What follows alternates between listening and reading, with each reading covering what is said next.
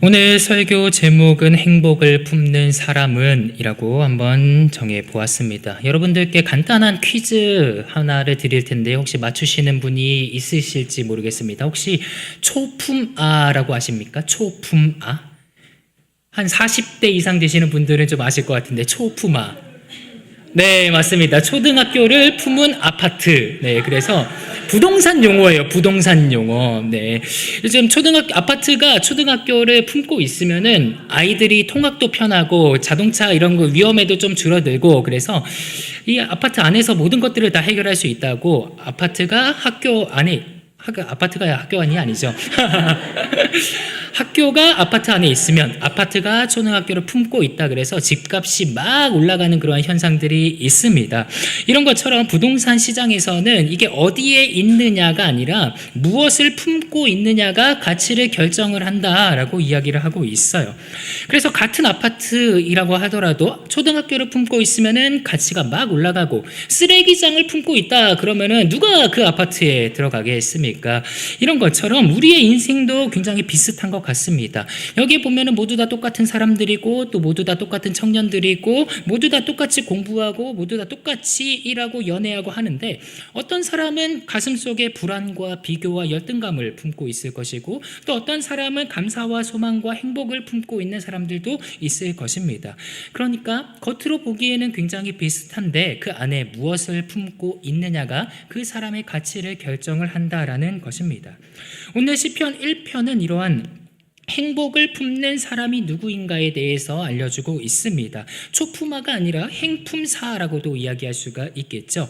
오늘 말씀을 통하여서 나는 요즘 무엇을 내 가운데 품고 있는가? 과연 나는 행복을 품고 사는 사람인가? 아니면 불안과 비교를 품고 사는 사람인가를 한번 점검해 보면 좋겠습니다. 오늘 시편 1편의 말씀은 너무나도 유명하고 너무나도 잘 알려진 말씀입니다. 저는 이 시편 1편의 말씀을 교회에서 6살 때 외웠어요. 이게 성탄절 발표가 되면은 우리 아이들에게 고통을 가하지 않습니까? 어린 아이들한테 나와가지고 꼭 암송을 하라고 시키시는 어른들이 계셨어요. 그때 저는 아무런 말씀도 몰랐으니까 그냥 따라하는 대로 복 있는 사람은 악인의 꾀를 쫓지 아니하며 죄인들의 길에서 이런 식으로 그냥 외웠던 기억이 나요. 그때는 어떤 말씀인지도 모르고 그냥 운율에 따라서 리듬에 따라서 이렇게 외웠던 기억이 납니다. 그런데 이런 복 있는 사람이라고 얘기하는 이 언어의 어휘는요, 사실 행복한 사람에 조금 더 가깝습니다. 복 있는 사람보다는 행복을 품는 사람에 조금 더 가깝다라는 것이죠. 시편 1편은요, 시편의 서시라고 할 수 있습니다. 서시라는 것은 차례에 있는 시라고 할 수가 있죠. 윤동주 시인의 가장 잘 알려진 시로 서시라는 시가 있습니다.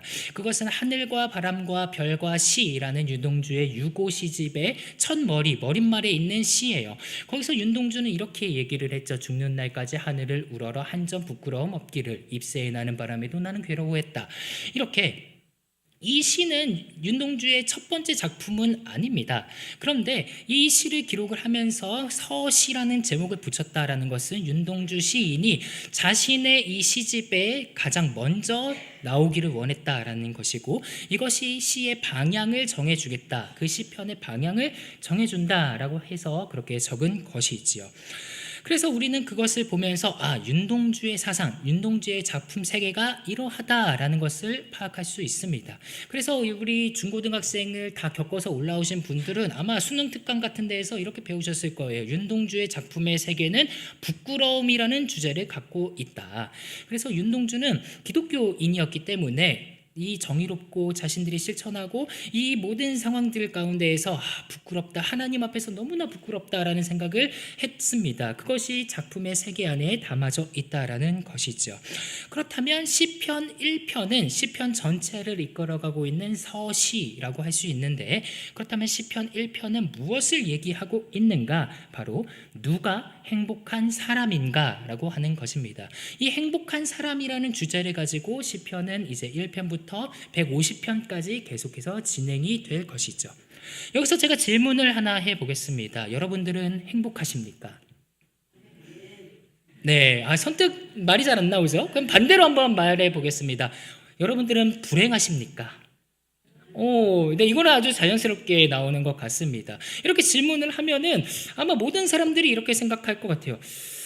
행복한 것 같지는 않은데 그렇다고 불행한 것 같지는 않아. 잘은 모르겠어. 이게 우리들의 솔직한 심정 아니겠습니까? 그러면은 나는 선뜻 행복합니다 라고 말하는 사람들이 과연 누가 있을까요? 제가 알기로는 나는 행복하다고 선뜻 자신감 있게 말하는 사람은 한화 이글스 팬 말고는 본 적이 없습니다.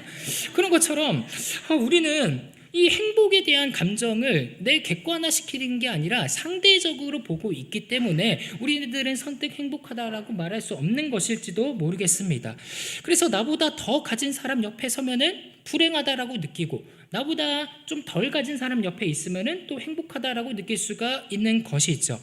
그런데 한번 생각을 해봅시다. 저 바깥에서 롤스로이스를 타고 다니는 사람들은 행복할까요? 재산이 10억이 있고 100억이 있고 초품말을 가지고 있는 사람들은 과연 행복할까요? 그렇다면은 반면에 아무것도 없는 사람들은 과연 행복할까? 우리는 과연 이 행복의 기준이 어디에 있는지를 생각해 보아야 한다라는 것입니다. 재미있게도 이 시편의 자리는 우리 행복의 의미를 교정을 하고 있어요. 시편을 읽을 때는 항상 전후 문맥을 우리가 중요하게 생각을 해야 됩니다. 그래서 시편 1편을 읽을 때는 항상 전후를 생각해 봐야 된다는 것이죠.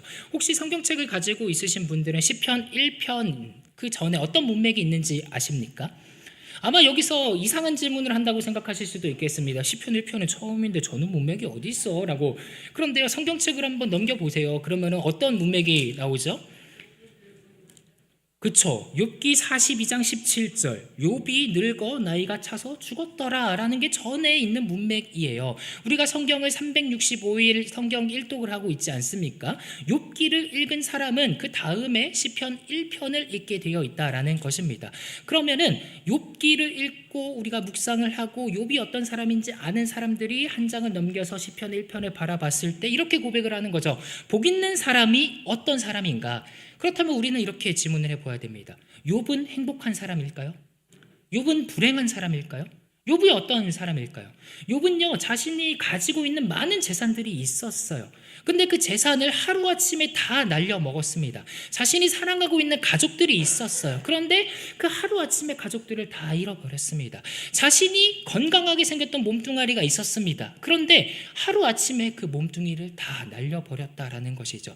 우리들은 이러한 장면을 보고 욥이 행복하지 않다고 생각할 수 있습니다. 그런데 우리는 욥의 이 이야기를 한번 잘 들어봐야 돼요. 욥기 1장 21절에 욥은 이렇게 얘기를 하고 있습니다. 어떻게 얘기하느냐? 주신이도 여호와시요 거두신이도 여호와시니 오직 여호와의 이름이 찬양받을지어다 라고요. 성경은 오늘 시편 1편의 기자는 이러한 욥이 바로 행복한 사람이다 라고 이야기를 해주는 것 같습니다. 그래서 오늘 시편을 토대로 행복한 사람의 특징을 세 가지로 알아보고자 합니다. 첫째로 행복을 품은 사람은 잘못된 자리에서 떠나는 사람이다 라고 하는 것이죠. 마치 욥처럼 말입니다. 1절과 2절의 말씀을 우리가 같이 한번 읽어봅시다. 시작. 복 있는 사람은 악인들의 꾀를 따르지 아니하며 죄인들의 길에 서지 아니하며 오만한 자들의 자리에 앉지 아니하고 오직 여호와의 율법을 즐거워하여 그의 율법을 주야로 묵상하는 도다. 아멘. 성경은 행복한 사람을 가리켜서 이렇게 정의를 하고 있습니다. 악을 멀리하는 사람이라고요. 이것은 바로 욥기 1장에서 하나님이 욥을 가리켜서 하신 말씀과 일치합니다. 하나님은 욥을 가리켜 이렇게 말씀하셨죠. 네가 내 종 욥을 주의하여 보았느냐? 그와 같이 온전하고 정직하여 하나님을 경외하며 악에서 떠난 자는 세상에 없느니라. 라고요. 바로 이러한 욥이 행복한 사람이었다라고 하는 것입니다. 그런 말씀에 비추어 봤을 때 이 욥이 행한 일들이 무엇이냐? 죄인들의 길에 서지 않고 오만한 자들의 자리에 앉지 아니하고 악인들의 꾀를 따르지 아니하는 이러한 모습을 보였다라는 것입니다. 시인은 죄인들의 모습을 따라가는 것, 서는 것, 않는 것이라고 점점 더 고착화하면서 이야기를 하고 있습니다. 그러니까 우리가 슬슬 따라가다가 마치 개구리가 가마솥 안에 있다가 따뜻하다 하다가 죽는 것처럼 이렇게 죄인들의 길에 조금씩 스며들다가 죽게 된다라는 것입니다. 청년들은 참 고민이 많은 시기를 보내고 있지요. 한국인들 중에 종특이라고 할 수 있는 것 중에 하나가 스스로 결정하지 못하고 남에게 의견을 맡긴다라는 것입니다. 어찌 보면 용기가 없고 결단력이 없다고 할 수도 있고, 또 다른 방향에서 보면은 이 시대의 흐름에 편승하여서 나만 그런 것이 아니구나라고 하는 이러한 위로를 얻고 싶은 걸 수도 있을 것 같아요. 그런데 문제는 뭐냐면 이거 어떻게 해야 되지? 저거 어떻게 해야 되지? 이거 좀 알려줘 하면서 막 지식인에다가 묻고 당근에다가 묻고 막 SNS에다 묻고 스레드에다가 묻고 막 그러다가 그런 것들이, 그런 관계가, 그런 분위기가 나를 끌고 가다 보면은 결국에 하나님과 멀어지게 만들 수도 있다라는 것입니다. 악인들의 꾀를 따르다가 그 자리에 서다가 그 자리에 앉게 되는 그런 일들이 벌어질 수가 있다라는 것이죠. 행복한 사람은 이러한 판단, 남에게 맡기는 이런 판단 없이 끌려가지 않고 멈추지 않고 서지 않고 오직 하나님의 말씀을 즐거워하는 자가 행복한 사람이다라고 하는 것입니다. 그렇기 때문에 우리는 고민해 보아야 하는 것이죠. 요즘 내가 자주 가고 있는 자리가 어떤 자리인가? 그 자리는 하나님을 대적하는 자리인가? 아니면 하나님을 기쁘시게 하는 자리인가? 우리는 판단을 해 보아야 된다는 것입니다. 둘째로 오늘 시인이 말하는 행복한 사람은 하나님의 말씀으로 그 마음을 채우는 사람이다라고 하는 것입니다. 2절의 말씀 같이 한번 다시 읽어봅시다. 시작. 오직 여호와의 율법을 즐거워하여 그의 율법을 주야로 묵상하는도다. 아멘. 이 행복한 사람은요, 이제 여호와의 것이 아닌 것, 세상의 것, 악한 것을 이제 다 끊어내고 그 자리 가운데에서 마음을 채우려고 하는 사람이라는 것이죠. 그런데 기억해야 할 것은 그 떠난 자리를 비워두기만 하면은 또 다른 것들이 점점 들어와서 그 자리에 앉게 된다라고 하는 것입니다. 쉽게 말해서 뭐 금단 현상이나 아니면 현자 타임 같은 거라고 얘기할 수가 있을 것 같아요. 내가 즐거워하던, 내가 탐닉하던 그런 세상의 것들을 이제 막 수련회에서 은혜를 막 받고, 오 주여 제가 결단하겠습니다. 제가 내일부터 술을 끊겠습니다. 담배를 끊겠습니다. 라고 결단을 하면은 그 가운데 그게 지켜지지 못하면 술, 담배는 끊을 수 있죠. 그런데 연애에 중독이 되거나 게임에 중독이 되거나 SNS에 중독이 되거나 다른 것들이 그 자리를 차지할 수가 있다라는 것입니다. 그럴 때 우리가 반드시 생각을 해야 된다라는 것은 하나님의 말씀으로 그 빈 공간을 채워야 된다라고 하는 것입니다.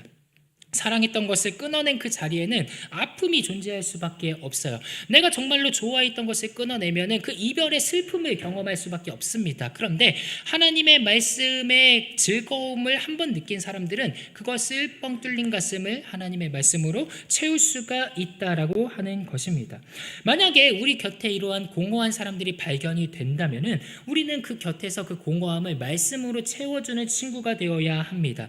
욥의 빈자리에는 욥의 세 친구들이 있었습니다. 물론 그들이 역할이 잘했는지 못했는지는 이후에 나타나긴 하지만 성경은 확실하게 욥의 세 친구들이 욥의 자리에 와서 밤낮 7일 동안 아무 말 없이 위로해줬다라고 이야기를 하고 있습니다. 상실된 그 욥의 고통 가운데 그들은 함께 했다라고 하는 것이죠.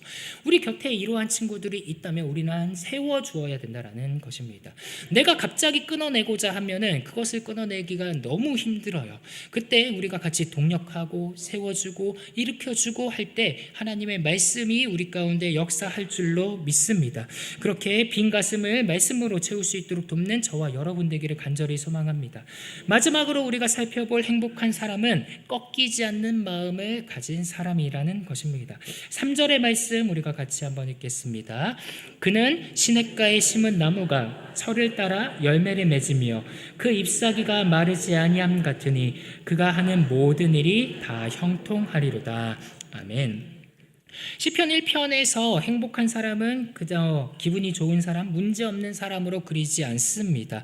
이 성경이 보여주는 행복한 사람은 시냇가에 심은 나무로 표현을 하고 있지요. 여기서 중요한 단어는요, 바로 심은이라는 단어입니다. 그는 시냇가에 심은 나무다. 언어를 조금 더 반영을 하자면은 심은이 아니라 수동태를 써서 심겨진입니다. 그러니까 내가 심은 것이 아니라 누군가 나를 들어서 시냇가에다가 심어 놓았다라는 것이에요. 그렇다면 그 누구가 누구겠습니까? 바로 하나님 우리 아버지라는 거예요. 하나님 아버지께서 우리를 자녀로 삼아주시고 우리들의 먹을 것과 필요를 공급해 주시기 위해서 시냇가에다가 옮겨서 심으셨다라고 하는 것입니다. 그렇게 심으셨으니 우리의 인생이 형통하지 않을 리가 있겠습니까? 하나님이 우리의 길을 지켜주시는데 반드시 좋은 길로 이끌어 주시지가 않겠습니까? 근데 우리는 늘상 고민하고 우리가 여기서 포기하게 되는 것이 무엇이냐? 바로 우리가 흔들린다라는 거예요. 하나님의 약속은 형통한다라고 이야기하는데 우리는 그 형통함이라는 것을 가리켜서 내가 문제가 없고 고든 길로만 가고 아무런 그런 문제가 없는 것을 우리가 기대를 합니다. 그런데 흔들릴지언정 뿌리 뽑히지가 않는다는 것이 성경의 말씀이라는 거예요. 그것을 착각하게 되면은 시련이 오고 고통이 오고 고난이 오고 그러면 하나님 거짓말쟁이네, 하나님 약속을 잘못해 주셨네, 내가 이러려고 교회를 다녔나라고 하면서 교회를 떠나게 되고 교회를 욕하는 그러한 지경에 처하게 된다라는 것이죠.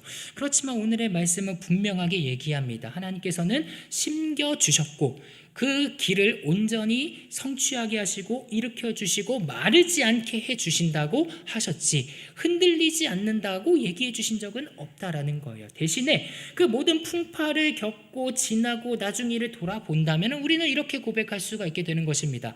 다 하나님이 하셨다라고요. 하나님께서 나의 길을 형통하게 해 주셨다라고요. 그렇기 때문에 우리는 시냇가에 있고 그리고 그 가운데에서 비가 오지 않아도 메말라도 보이지 않는 곳에서 하나님께서 계속해서 공급해 주시는 그 사랑을 우리가 체험을 해야 된다라고 하는 것입니다.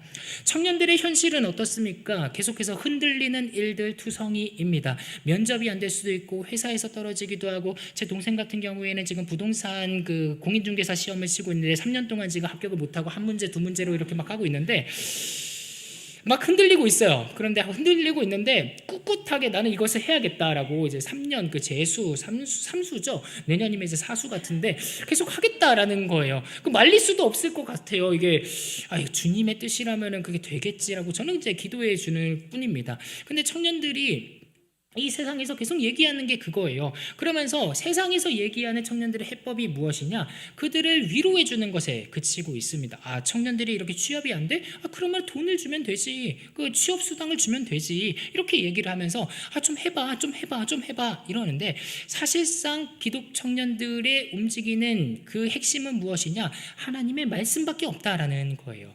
하나님의 말씀을 토대로 살아가고 하나님의 말씀의 뿌리를 내리고 하나님이 가라 하시는 대로 가고 하나님이 멈추라고 하시는데 멈춘 게 된다면 우리의 길이 형통해지는데 우리가 계속해서 흔들리게 되고 가지 못하는 이유가 무엇이냐? 내 욕심이 점점 앞서기 때문입니다. 하나님의 뜻을 구하지 않고 내 욕심대로 행하기 때문에 우리가 흔들리게 되고 우리가 지치게 된다라는 것이죠. 그럴 때 우리는 이 말씀을 기억해야 된다라는 것입니다. 내 위치가 어디에 있는지, 내가 어디에 심겨져 있는지, 나를 다스리시고 나를 공급해 주시는 분이 누구인지라고 하는 것을 우리가 생각해 보아야 된다라는 것입니다. 욥을 한번 생각을 해봅시다. 욥은 모든 것을 다 잃었습니다. 그렇지만 하나님을 저주하지 않았어요. 그의 인생은 많이 흔들렸습니다. 욥의 이 이야기를 들어보면은 하나님이 나를 치셨다라고까지도 고백을 하고 있어요. 그가 천둥으로 나를 찌르신다라고까지도 얘기하고 있어요. 그러나 욥은 입술로 하나님을 저주하지 않았습니다. 그 모든 것 가운데에서 하나님이 나를 이끄신다라고 굳건한 그 믿음을 소유한 게 바로 욥이라는 것입니다. 그는 정말로 악인들의 길에 따르지 아니하였고 죄인들의 길에 서지 아니하였고 오만한 자들의 자리에 앉지 아니한 그 사람이었고 결국의 끝이 어떻게 됐습니까? 하나님께서 모든 것을 다 회복해 주시고 2배의 축복을 주시고 그가 잘 되고 형통하게 만들어 주시지 않겠습니까? 물론 그러한 욥이 행복했는지 안 했는지는 잘 모르겠습니다. 욥의 천국 가서 제가 여쭤보도록 하겠습니다. 그런데 오늘 본문에서는 그를 평가를 하고 있어요. 욥의 말을 통해서 이야기하지 않고 오늘 시인의 말을 통해서 이야기하고 있습니다. 그는 행복한 사람, 행복을 품은 사람이라고 말이죠. 그렇기 때문에 우리는 이 모든 것들을 생각하면서 내가 어디에 있는지를 한번 생각해 보아야 한다라는 것입니다. 그것이 주님 안에서 형통한다라고 하는 의미라는 것이죠. 그렇기 때문에 고난이 유익이다 라고 말하는 것이 신앙인의 참된 모습이고 형통한 신앙인의 모습이라고 우리가 고백할 수가 있겠습니다. 이제 말씀을 마치고자 합니다. 저는 서두에서 초품화 이야기를 꺼냈습니다. 초등학교를 품은 아파트의 값이 계속 상승한다라고 하는 것이죠. 이 가치는 어디에 있느냐가 아니라 무엇을 품고 있느냐에 따라서 결정이 된다고 했습니다. 신앙인의 가치는 어디에서 무엇을 하느냐에 있지 않고 무엇을 품느냐에 있습니다. 행복을 품는 청년도 마찬가지라는 거예요. 우리가 행복의 조건을 스펙이나 배경이나 어떤 것들로 찾는다고 한다면 그것이 내 인생의 가치를 결정하는 것이라고 생각할지 모르겠으나 성경은 우리에게 얘기해 주는 것이 무엇이냐? 너의 가치는 하나님께 있다라고 하는 것이죠. 하나님의 말씀을 품고 하나님의 율법을 즐거워하고 하나님을 따라 살아가는 것이 바로 우리의 행복이라고 오늘 본문이 얘기해 주고 있는 것입니다. 마지막으로 우리 스스로에게 점검하고 말씀에 비추어서 결단하기를 원합니다. 우리는 요즘 어떤 마음을 품고 있습니까? 미움, 다툼, 시기, 질투를 품고 있습니까? 아니면 하나님의 마음을 품고 있습니까? 기도하고 말씀 읽고 하나님의 뜻을 구하는 삶을 살고 있습니까? 아니면 남들과 비교하는 인생을 살고 있습니까? 오늘 본문을 통해서 우리는 세 가지를 결단하기를 원합니다. 하나는 잘못된 길과 자리를 거절할 수 있는 용기를 구하는 것이고, 그 어떤 상황에서도 하나님의 말씀으로 내 마음을 채우는 것이고, 또 그 어떠한 상황에서라도 흔들릴지언정 뿌리를 깊게 내리며 하나님을 신뢰하는 사람이 되어야 한다는 것입니다. 그것이 바로 행복한 사람이라는 것입니다. 저와 여러분이 하나님을 의지하고 하나님의 말씀을 품는 저와 여러분 되기를 간절히 소망합니다.